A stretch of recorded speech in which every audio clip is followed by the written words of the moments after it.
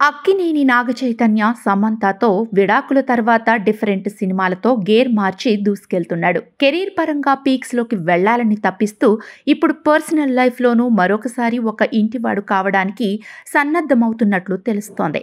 శోభితా ధూళిపాళ్ల 2013లో Femina Miss India title winner. Tollywood, Bollywood, Hollywood అనే తేడా లేకుండా అటు మోడల్గాను, వెబ్ సిరీస్ల్లోనూ, సినిమాల్లోనూ దూసుకెళ్తోంది. స్టన్నింగ్ లుక్స్తో, బోల్డ్ అండ్ కాన్ఫిడెన్స్ క్యారెక్టర్తో అందరి ప్రశంసలు అందుకుంటోన్న యాక్ట్రెస్. ఎప్పటి నుండో వీరిద్దరి మధ్య ప్రేమ చిగురించి ఇప్పుడది పెళ్లిపీటల దాకా వచ్చిందనేది సమాచారం.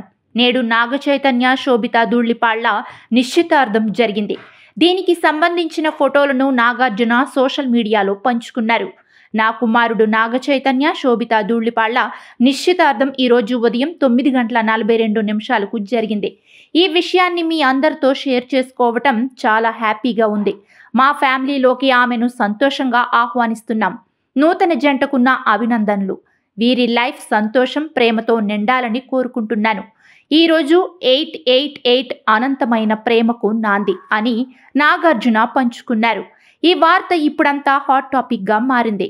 కొత్త జంటకు నెటిజన్లు శుభాకాంక్షలు చెబుతున్నారు.